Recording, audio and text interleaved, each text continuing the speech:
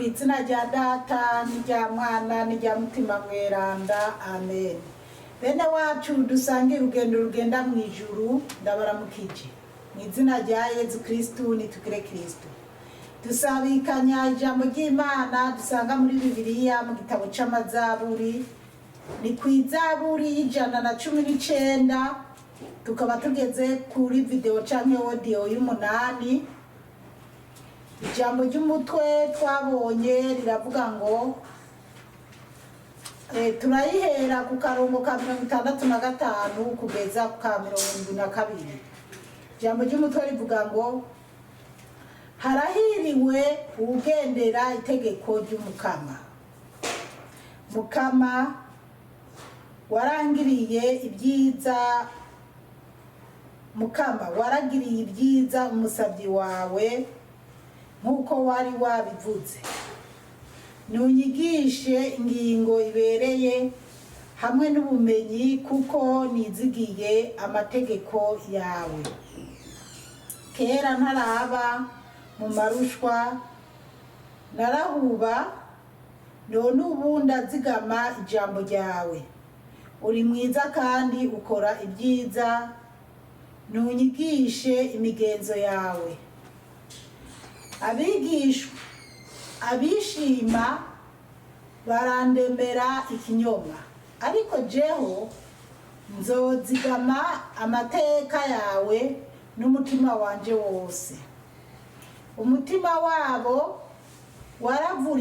waravuriranye nk'ibinure, ariko jeho ngahimbarwa n'itegeko ryawe. Kuba mu marushwa vyangiriye akamaro, kugira ngo nige imigenzo yawe.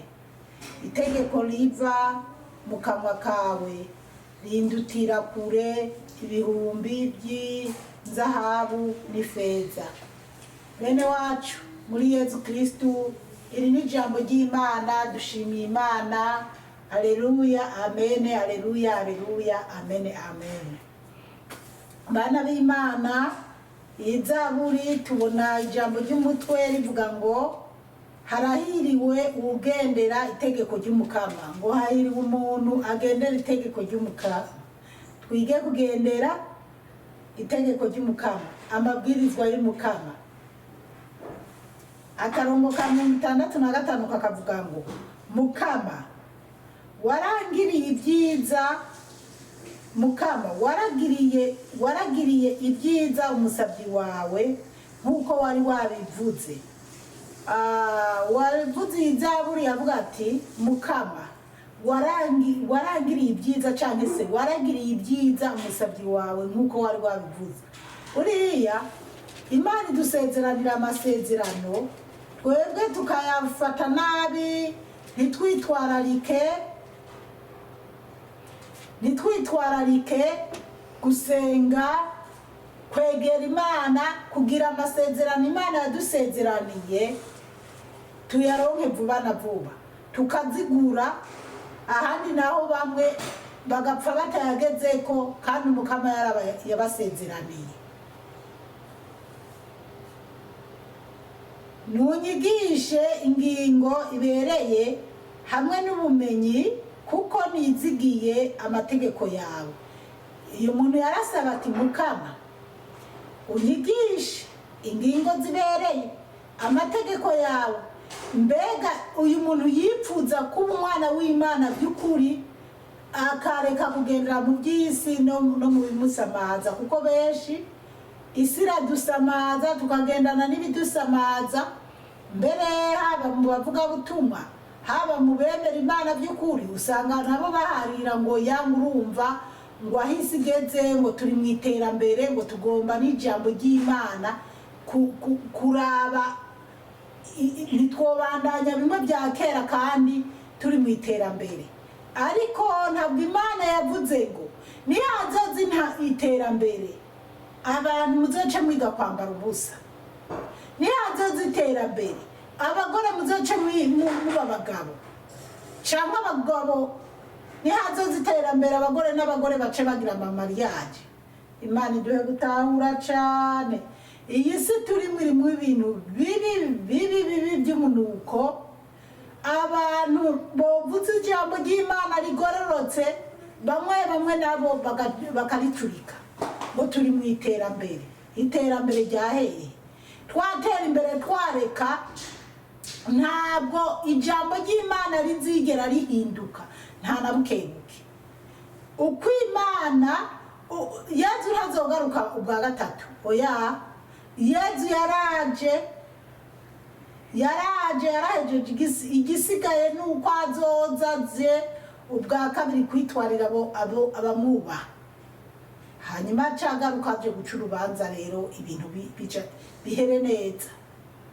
Rero bana b'Imana, twige gukurikiza amategeko y'Imana.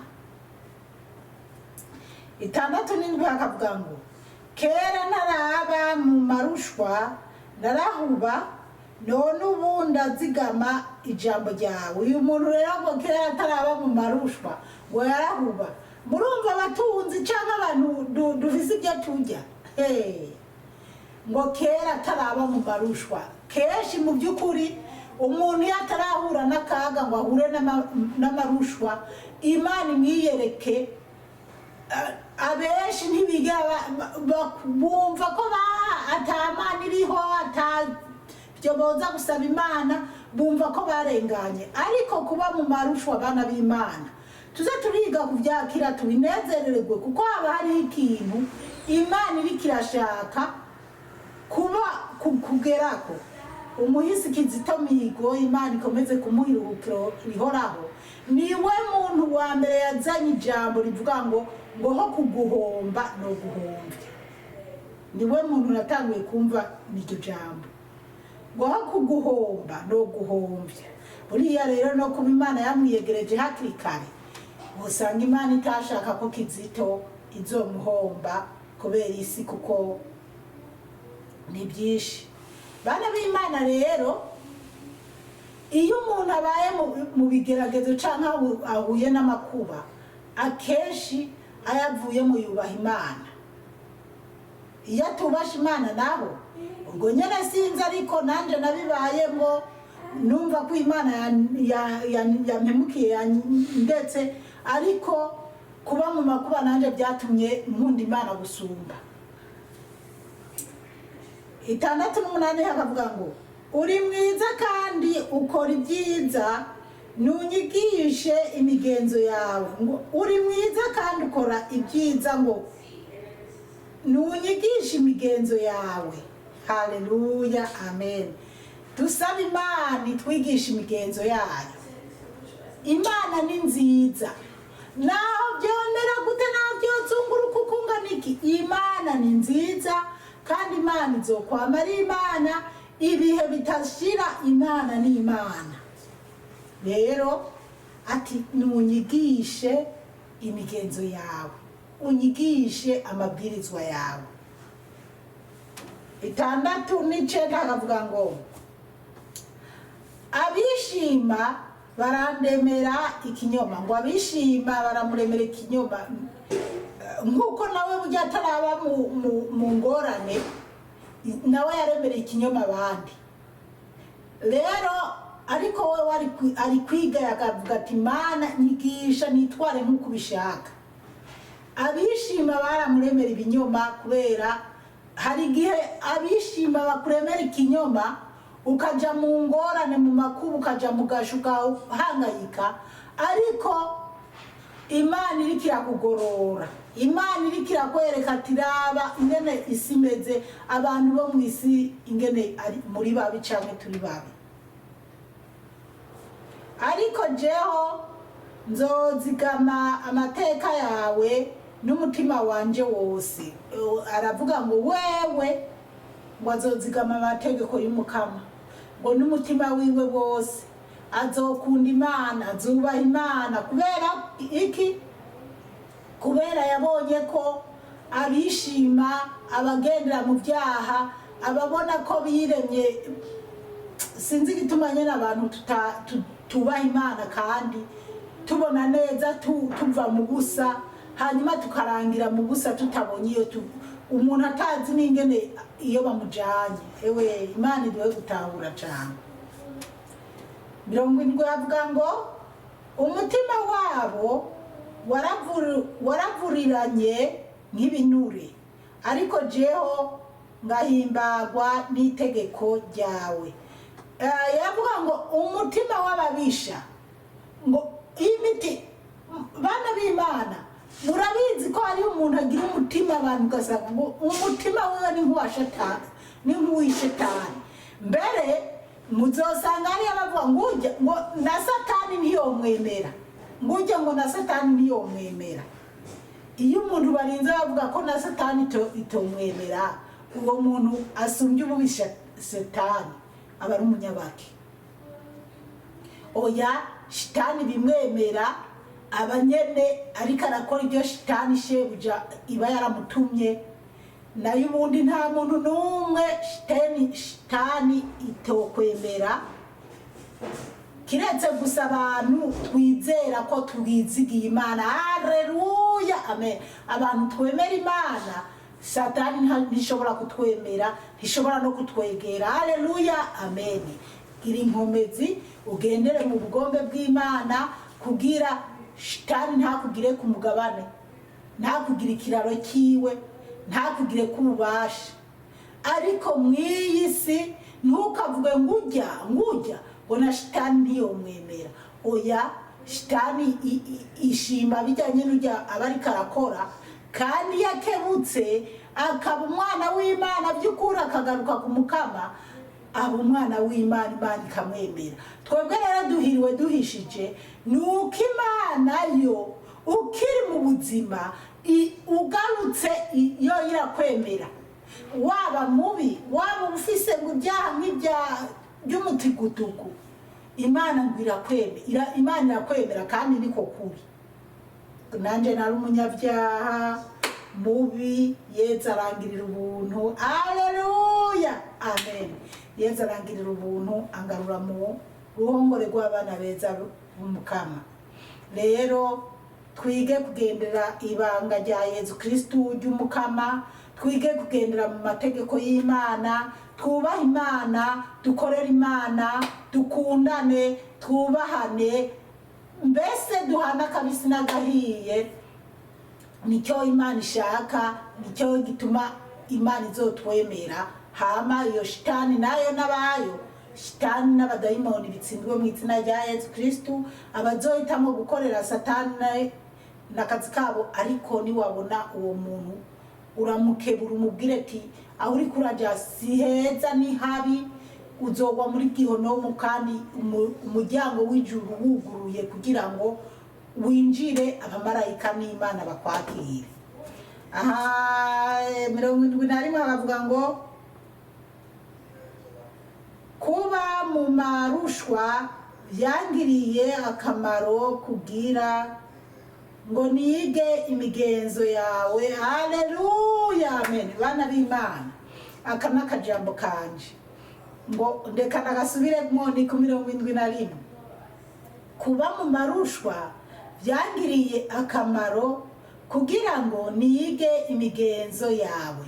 Kuba mu marushwa, bana b'Imana, njewe nagiye ndaba mu marushwa atandukanye, ariko rero hari amarushwa yabyariye ibyiza. Benshi barabizi nyene narigeze, ariko benshi buri munsi harunguka bashasha canke hakavuka amagurupe mashasha. Kubatanzi rero canke banyumvishize ubu, nigeze kugwara mu 95, ndakorerwa operation mu kuguru muri 2015, nkorerwa operation mu kuguru, nja mu bitaro ufise umwana muto w'amezi 6, inzi ko ari ibintu bizokoroha, aca ntaha. Ahubwo rero mba ndabaye ikimuga neza. Hama sinarinzi ko nzokira, sinarinzi ko nzongera gutambuka, rero narakubitikiye mu ibyo bitaro. Mugabo ikintu rero nashimiye umukama nuko ntari ngifise umuryango muri Australia unari kuvuga ati n'abana banje baraza kunzanira uduharage ku bitaro canke se baraza kwitaha abandi bana batoya. Oya mama wanje icyo gihe byari bihe bingoye pe, ariko uhoraho Imana itabura uko ibigenza. Mwami Yesu nyaguhora ku ngoma ibihe bitazoshira, akoresha abarundi n'abanyarwanda. Ndaronka abangemurira mara ukwezi mu bitaro, ndonka abangemurira sinigeze ngira ibyo kurya byo mu bitaro. Hama ikindi gikomeye, ishira umuryango agomba kunderera abana. Ibaze namwe kuronka umuntu akurerera abana bane, umwe novuga ati yarakuze kuko yiga mu wa gatandatu, ariko batatu zari ntahekana. Uwiga wari muri pepu uw'imyaka itandatu ntiyari bwanashike, uw'imyaka 2 n'igice, uw'amezi 6. Ariko ndaronka ababyeyi barabanderera. Rero nibonera Imana uko, ariko icyaje kunyereka rero ati Imana narayibonye neza n'ukuntu mu kwezi nari mazeyo ari ku ipasika ya 2015 haje rero umuntu kabisa aranyemeza neza ko ari Yezu yamutumye. Haleluya!